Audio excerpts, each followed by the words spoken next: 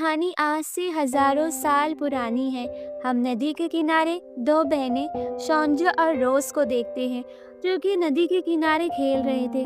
तभी वहाँ पर राजा का एक सिपाही आता है और इन्हें एक खत देता है। ये खत लेकर ये लोग अपने वालिद के पास जाते हैं। खत को पढ़ने के बाद इनके वालिद को पता चलता है कि राज में अब जंग की शुरुआत हो चुकी है और इन्हें जंग लड़ने के लिए बुलाया गया है।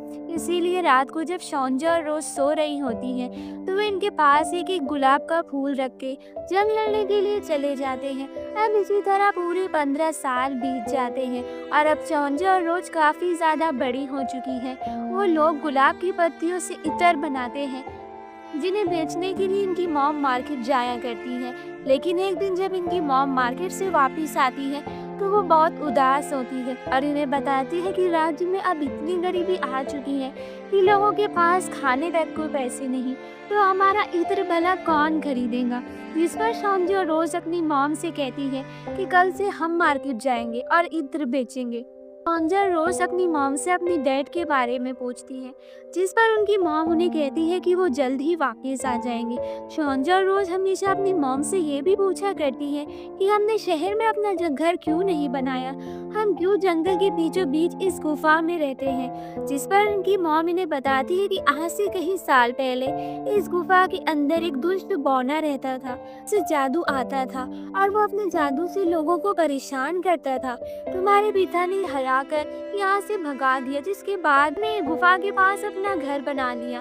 साथ ही चारों तरफ हमने बहुत सारे रोज के पौधे लगा दिए, क्योंकि बौने रोज से हमेशा दूर रहते हैं। फिर इधर हम कुछ बौनों को देखते हैं, जिनका सरदार इनसे कहता है कि हम पहले गुफाओं में रहते थे और लोगों का सोना लूट कर इकट्ठा करते थे, लेकिन फिर किसी दुष्ट इंसान ने हमसे हमारी जगह छीन लिया और मैं खुद जाकर गुफा को ढूंढूंगा।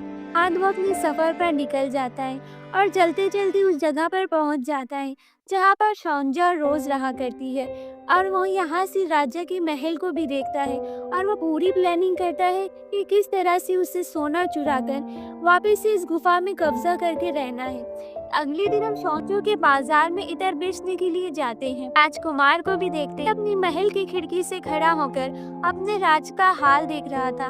वो अपने पिता से कहता है कि हमारे राज्य में बहुत ज्यादा गरीबी आ चुकी है और हमें हर एक खजाने में से हमारे लोगों की मदद करनी चाहिए। इसकी बात से इसके पिता भी सहमत हो जाते हैं। फिर राजकुमार बाजार में सबके सामने आता है और सबसे कहता है कि जल्द ही हम हमारे खजाने से सबकी मदद करने वाले हैं। ये सुनकर ये सभी लोग सोते हैं। यहाँ पर शौंजा रोज भी राजकुमार की बातें सुन रही थी।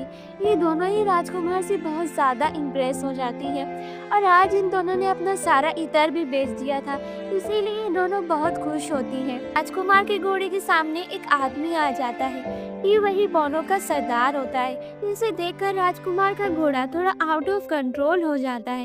ये देखकर राजकुमार भी परेशान हो जाता है। तभी वहाँ पर शौंजा आती है और घोड़े को शांत कराती है।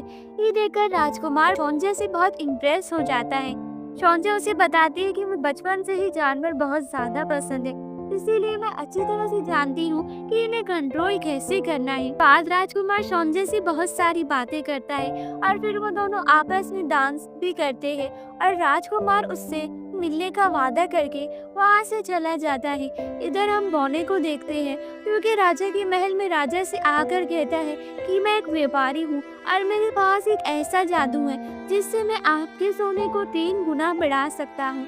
ये सुनते ही राजा भी बहुत ज्यादा खुश हो जाते हैं और पागल राजा उसे अपने खजाने वाले कक्ष में लेकर चले जाते हैं। बौना कहता है कि आपके पास बहुत कम खजाना बचा है, जल्द ही मैं इसे 3 गुना कर दूंगा। वो अपने बेटे राजकुमार की ये आवाज आती है, जिसे सुनकर वो बाहर चले जाते हैं और फिर मौके का फायदा उठाकर वो बौना अपने असली रूप में आ जाता है और राजकक्ष में जितना भी खजाना होता है वो अपनी पोटली में भर लेता है और वहाँ से गायब हो जाता है।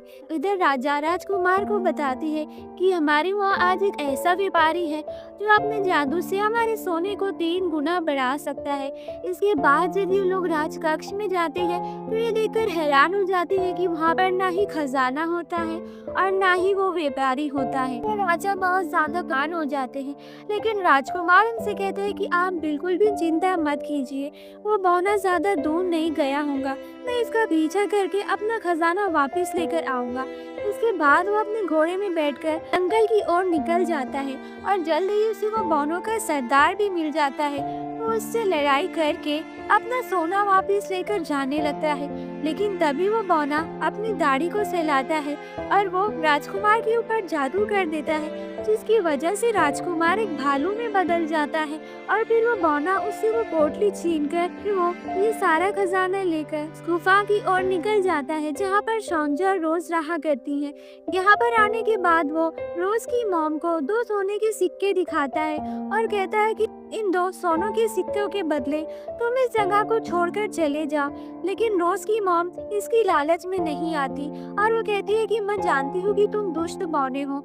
यहाँ पर बौने को गुस्सा आ जाता है और अपनी दाढ़ी को सहलाता है और रोज की मॉम को जादू से एक मेंढक में बदलने की कोशिश करता है, लेकिन यहाँ पर उसका जादू काम नहीं करता, क्योंकि रोज की मॉम फूलों की झाड़ियों के पीछे खड़ी होती है, जहाँ पर किसी भी बौने का कोई भी जादू काम नहीं करता। वो बौना गुस्सा होकर वहाँ से चला जाता है और रोज की मॉम से कहते हैं कि मैं जल्द ही वापस आऊंगा और तुमसे ये गुफा लेकर ही रहूंगा। अगली सुबह हम सौंजा और रोज को देखते हैं जो कि बाजार से इत्र बेचकर वापस आ रही थी। इन्हें जंगल में किसी की चीखने की आवाज सुनाई देती है। वो उस आवाज की तरफ आते हैं तो वो देखते हैं कि वो वही बौना होता है जिसकी दाढ़ी एक बड़े से पत्थर के नीचे फंस गई थी और वो इसे निकाल नहीं पा रहा था। इसीलिए ये लोग भी इसकी दाढ़ी को निकालने की बहुत कोशिश करते हैं, लेकिन वो दाढ़ी जब वहाँ से नहीं निकालते तो ये दोनों एक कुल्हाड़ी की मदद से उसकी दाढ़ी को काट देते हैं, जिसकी वजह से बौने की दाढ़ी थोड़ी छोटी हो जाती है। ये देखकर बौने को बहुत गुस्सा आता है, लेकिन वो इन्हें कोई नुकसान नहीं पहुंचाता और अपने खजाने की पोटली लेकर यहाँ से निकल जाता है। वो जंगल में एक जगह गड्ढा करता है जहाँ पर वो अपने खजाने को छुपा देता है और फिर इसके बाद वो एक बार फिर से अपनी दाढ़ी को सहलाता है और अपना भेष बदलकर राजा के पास जाता है, जो अपने बेटे राजकुमार के लिए बहुत ज्यादा परेशान होते हैं, क्योंकि कई दिनों से इसकी कोई खबर नहीं मिली थी। और अब बौना राजा के पास जाकर इन्हें बताता है कि इस दिन जब मैं जंगल था तो मैंने एक बौने को देखा जो कि भेष बदलकर एक बड़ा सा भालू बन गया और इसने आपके बेटे राजकुमार को अपना बंदी बनाकर रखा है। अगर आप लोग उस भालू को मार देंगे उसका जादू खत्म हो जाएगा और आपका बेटा राजकुमार आपके पास वापिस आ जाएगा।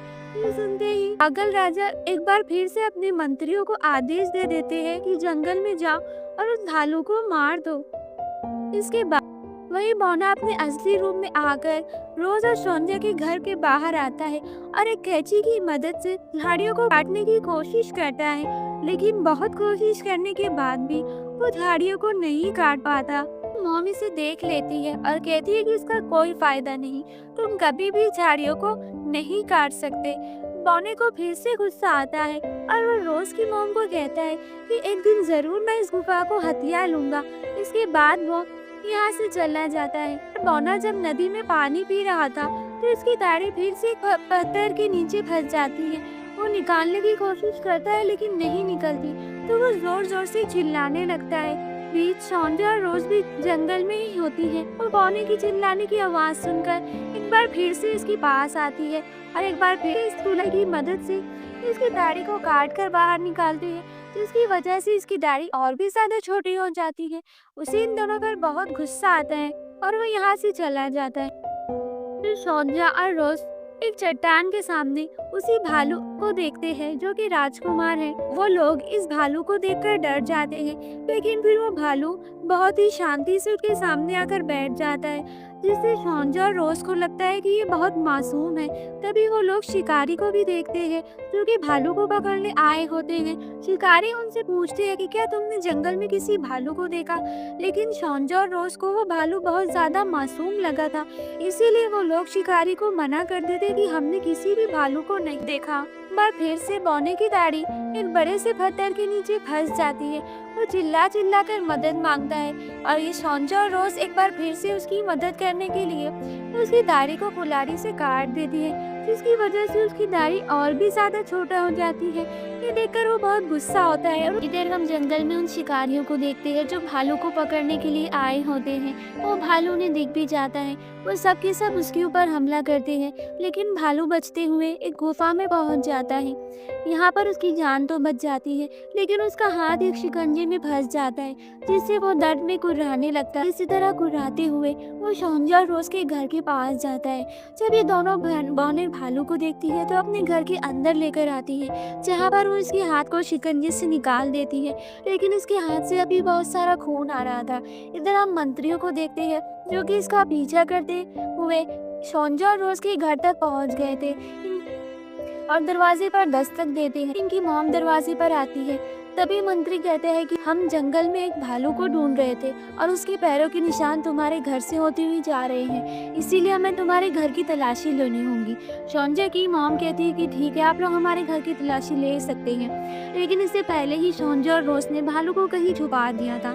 जब मंत्री तलाशी लेते हैं तो उन्हें वहाँ पर कोई भी नहीं दिखता, इसीलिए वो लोग माफ़ी मांगकर यहाँ से चले जाते हैं। इन सबके जाने के बाद हम देखते हैं कि ये दोनों बहनें मिलकर भालू की मरहम पट्टी करते हैं और शौंजा और रोज अपनी मॉम से कहती है कि हमें कुछ दिन के लिए भालू को अपने पास ही रखना चाहिए। और फिर इसी तरह कुछ दिन बीत जाते हैं। इधर शौंजा हर रोज राजकुमार को ही याद करती है और उसी की यादों में खोई हुई रहती है। फिर भालू भी ठीक हो जाता है और इनकी बहुत आपस में बहुत अच्छी दोस्ती हो जाती है।